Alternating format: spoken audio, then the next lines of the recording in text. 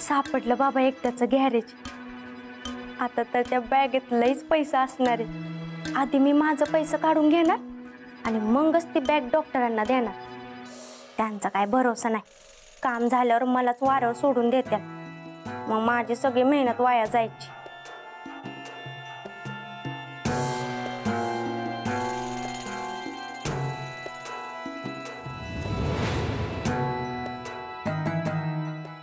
शपथ, त्या गाडीचा नंबर काय सांगितला होता डॉक्टरांनी? नेमका विसरले मी. आता कशी हुडकू ती गाडी? काय नंबर सांगितला होता? काय काय काय होतं ते? हा, MH021313.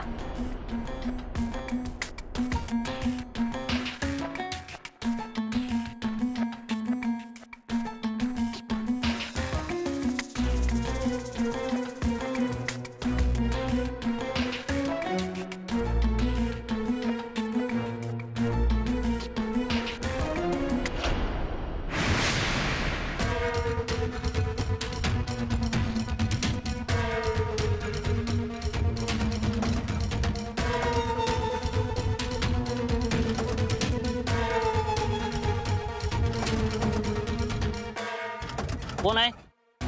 कोण आहे तिकडे?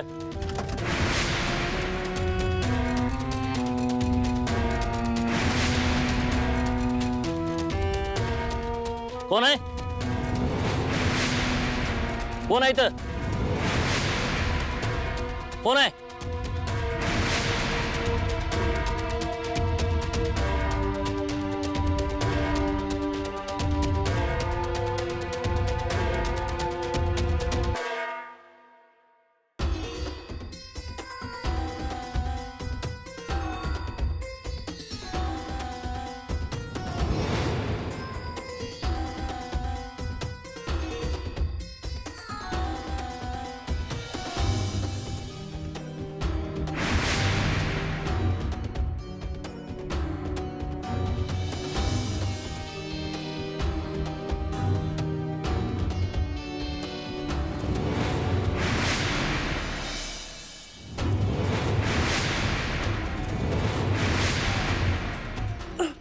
ही डिक्की पण खुलना झाली.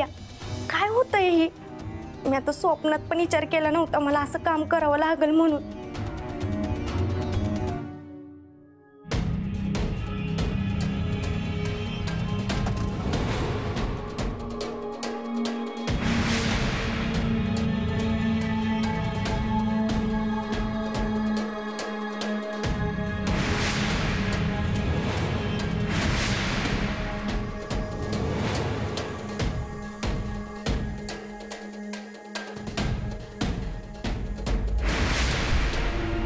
सापडली बाबा एकदाची बॅग. आत्ताच उघडून बघती आणि माझा वाटा बाजूला काढून ठेवती.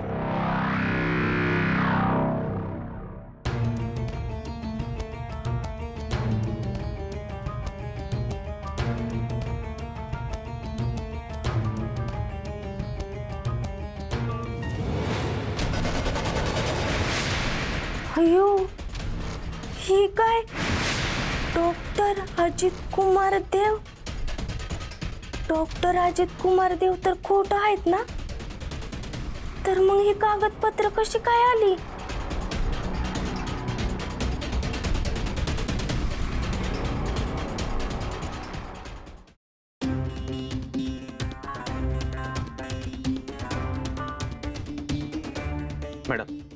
मॅडम तुम्ही सांगितल्याप्रमाणे पुण्यातल्या अनाथाश्रमांची लिस्ट, यात काही हॉस्पिटलची नाव आहेत आणि काही मेडिकल कॉलेजची लिस्ट आहे.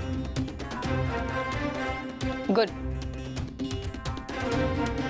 आता मी सांगेल तसंच करायचंय.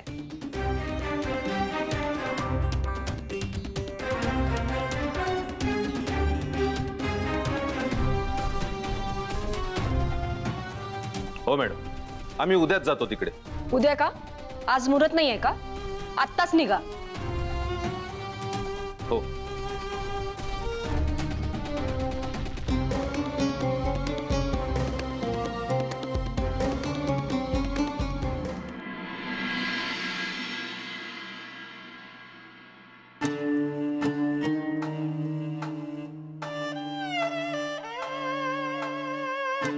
झालं. नीट लपवली नाही ती बॅग. वय कुठे लपवलीस? तिथंच जिथं रेशमा आणि संजूची बॉडी आहे. मूर्खच का डिंपल तू? तुला काय अक्कल आहे का? अक्कल आहे ना म्हणूनच सांगणार नाही. आणि त्याचं कारण तुम्हाला चांगलंच माहित आहे. कारण मला माझा हिस्सा पाहिजे.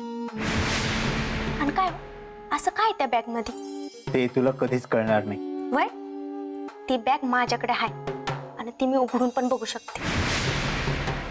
आणि असं पण त्या बॅगेत काय आहे ना ते मला माहित आहे. त्यामुळं गप गुमानं सांगा हे प्रकरण काय आहे. मूर्खच का तू डिंपल? तुला बॅग उघडून बघायला कोणी सांगितलं होतं? ते तुला खूप महागात पडेल ना. वय मग डिंपलला पण शिंपल समजू नका. ती बॅग आणि त्यातलं कागदपत्र तुम्हाला हवं असतील ना तर गप गुमानं सांगा अजित कुमार देव कोण आहे.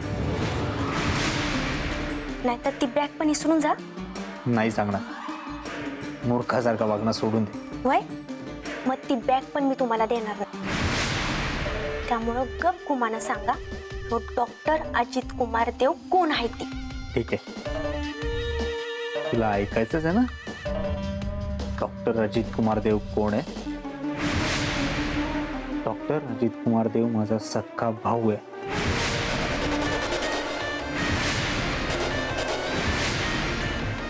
काय?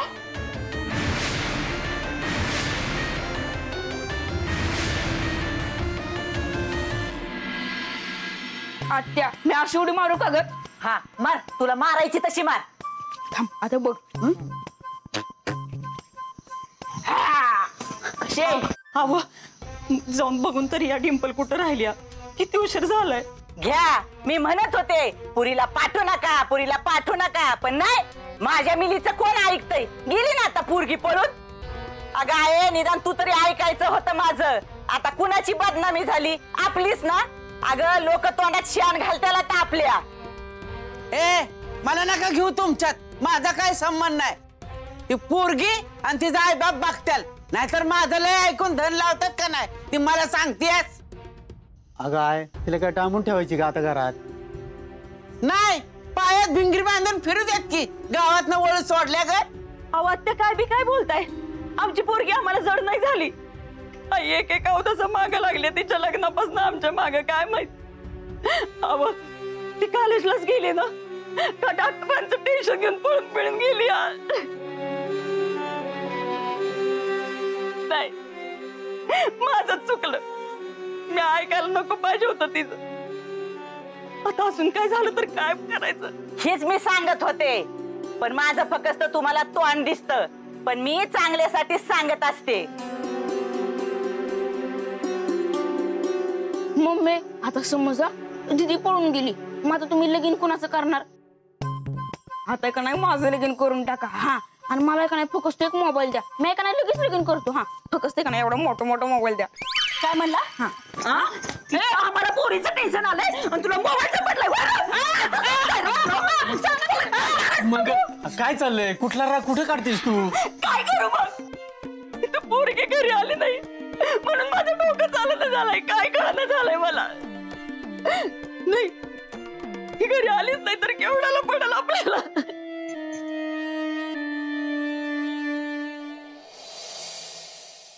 डॉक्टर म्या तुमची पार्टनर आहे आणि पार्टनरने पार्टनरला सगळं खरं सांगितलं तर पार्टनरशिप चांगली होती. त्यामुळे माझ्याशी खोटं बोलू नका. डिंपल मी तुला सगळं खरं खरं सांगितलंय. वय डॉक्टर अजित कुमार देव ह्यो तुमचा सक्का भाऊ आहे. कशावरून? म्हणजे तुम्ही देवी सिंग, तो डॉक्टर अजित कुमार देव. तुम्ही काय मला पिक्चरची स्टोरी सांगताय का? त्यामुळे माझ्याशी गप गुमानं खरं बोला. आणि असं पण तुम्हाला खरं बोलण्याशिवाय दुसरा पर्याय नाहीये. मी तुला सगळं खरं काय तेच सांगितलंय. तुझा माझ्यावर विश्वास नसेल तर तू इथून जाऊ शकतेस. नाही हाय मला विश्वास. सांगा. सांगतो. मी, आई, बाप, माझा जुळा भाऊ असं आमचं चौघांचं कुटुंब होतं. बाप फाटका होता माझा. एक पैसा नव्हता त्याच्याकडे. रस्त्याच्या कडेला दगड फोडायचं काम करायचं. आणि त्यातून जे पैसे मिळतील त्यावर आम्ही जगायचं. आई मला भूक लागली आहे. ज्योती आता नाही मिळणार, जेवणाची सुट्टी झाली की देतो. आता मुकादम रागवतील. जा देवी संग खेळ जा जा.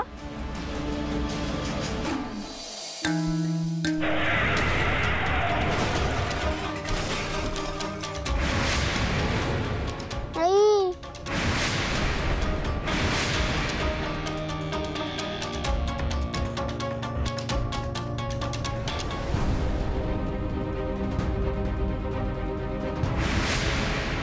आई उठ के. आई आई उठ के. आई आई उठ के.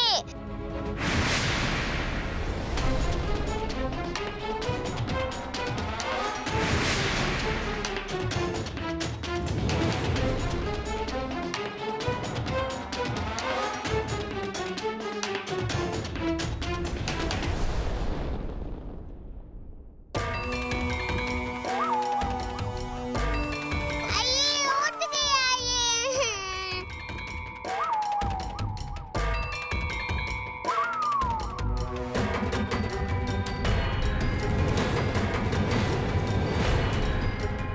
आई आई उठ के. उठ के. आई उठ के. आई बाबा गेले वडा का.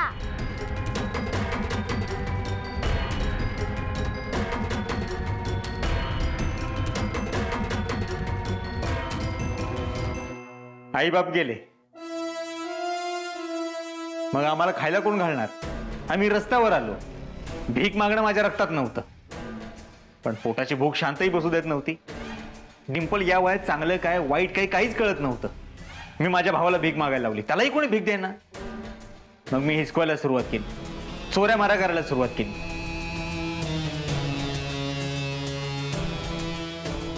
भूक लागली हो, मग जा त्या दुकानात जाऊन फळ चोरी करून या. नाही मी नाही, चोरी वाईट असते. आता जातोस काय दगड घालू डोक्यात? जातो जातो.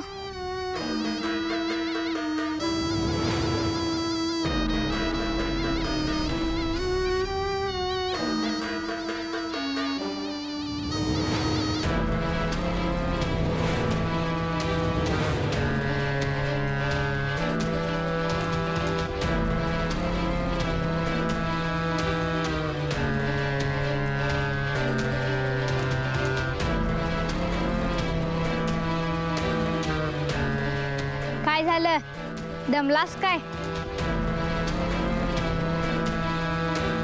काय बघतोस, यातलं तुला काही मिळणार नाही. तुला हिसकवायला जमत नाही ना, मग मर उपाशीच. माझ्या हिमतीवर जगत होतो.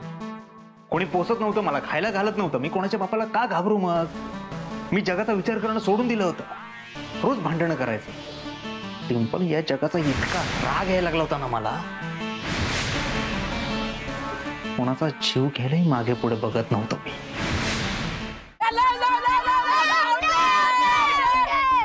मी आउट नाही. जोपर्यंत माझं मन भरत नाही तोपर्यंत मीच बॅटिंग करणार. बॉलिंग कर. तू काय क्षणाला म्हणाला का? बॅट ठेव. कॉलर सोड. सोडणार नाही.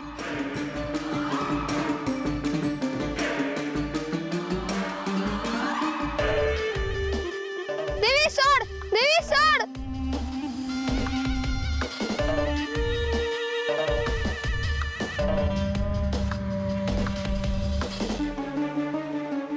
अरे पोरांनो, काय करताय? भांडण काय करू, खेळा का?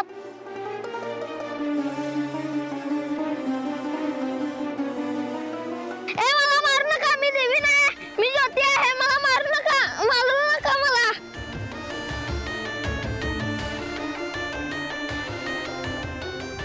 थांबा थांबा थांबा, कोणीतरी झोपलंय तिकडं.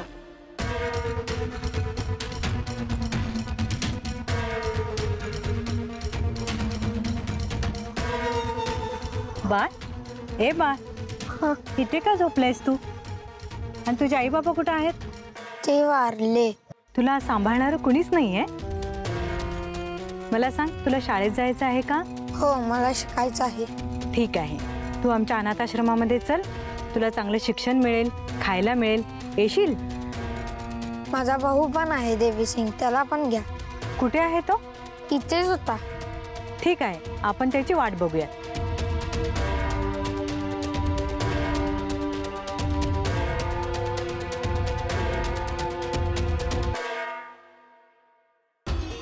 बाळा, फार वेळ झाला, तुझा भाऊ अजून आला नाही. इथेच तर होता, येईल. मला नाही जायचं कुठं, आपण आपल्या मर्जीने जगणार. बाळ, खूप वाट बघितली आपण. आपण एक काम करूयात, आज तू आमच्या सोबत चल, उद्या परत येऊ आपण तुझ्या भावाला न्यायला. बेकारडा ज्योती, त्याला मी सांगितलं होतं आश्रमात जाऊ नको, पण त्याने ऐकलं नाही माझं. मला नव्हतं पाहिजे ते जेलसारखं आयुष्य. मग मी बाहेरच चोऱ्या कर, बेवड्यांच्या खिशातले पैसे पळव, पाकिटं मार असले धंदे करू लागलो. डिंपल मला ना सगळं पटापट पाहिजे होतं. पटापट पैसे पाहिजे होते, पटापट पावर पाहिजे होती, कुठल्याही मार्गाने मिळव. मग मी बाहेर पैसे कमवत होतो, कष्ट करत होतो, आणि ह्या बेकारडा ज्योती हात आश्रमात बसून आयत खात होता. अरे कुठं चाललास? आलो. तू पण ये ना इथे. इथे शाळा आहे, खूप चांगले कपडे पण मिळतात आणि खूप चांगलं खायला पण मिळतं. आपल्याला कुणाचा गुलाम म्हणून राहायला आवडत नाही. आपण स्वतःच्या मर्जीचा मालक आहे. काय आणलंस खायला? आज एका मुलाचा वाढदिवस होता, त्याने दिले. मी उद्या पण येतो. तुला जे काय खायला मिळेल ते काढून ठेव, नाहीतर बघ. आणि तो दिवस आला. ज्योतीचं नशीब अचानक बदललं. एक पैशावाला माणूस आला आणि ज्योतीला घेऊन निघून गेला. तोही भिकारडा लगेचच त्याच्या बरोबर गेला. आता तो ज्योती नाही, अजित असणार. अगदी पोटच्या बाळासारखं सांभाळू आम्ही त्याला. तो हुशार आहे म्हणून दत्तक घेतलं त्याला आम्ही. मी डॉक्टर करणार त्याला. आम्ही चालवणार आहे तुला आई बाबा म्हणून. हो.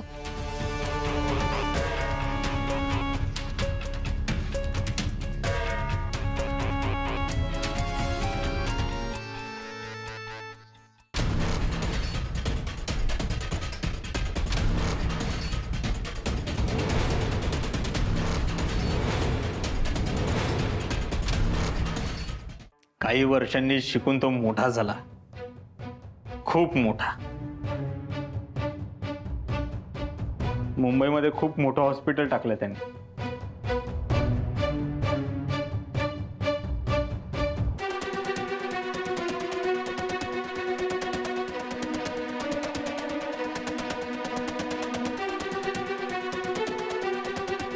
शेवटी बाबांचं स्वप्न पूर्ण केलंच बाळा. हो हो, पुरे आता चल अजित, उद्घाटन करून घेऊ. चल बाबा तुम्ही.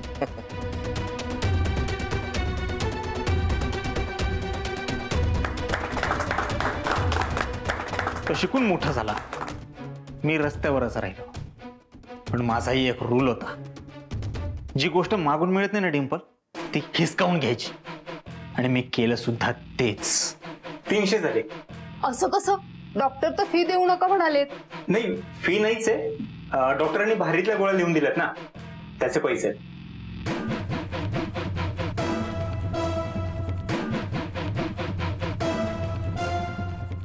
चोर, हरामखोर, माझ्या पेशंटला फसवतो. तुला पोलिसाकडे देईन मी. कुठं चालला? हे थांब थांब, तू थांब थांब. कुठं पळून चाललास?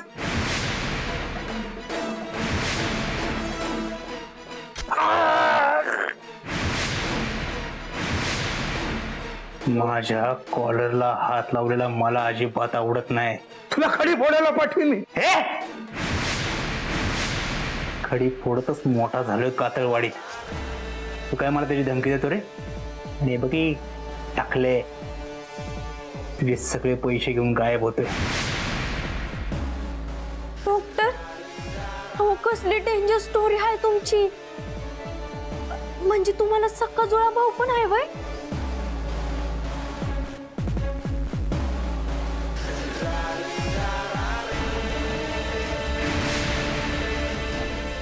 होता.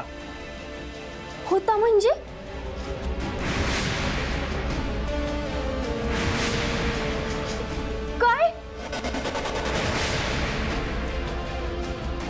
हे चला वेळ संपली आता.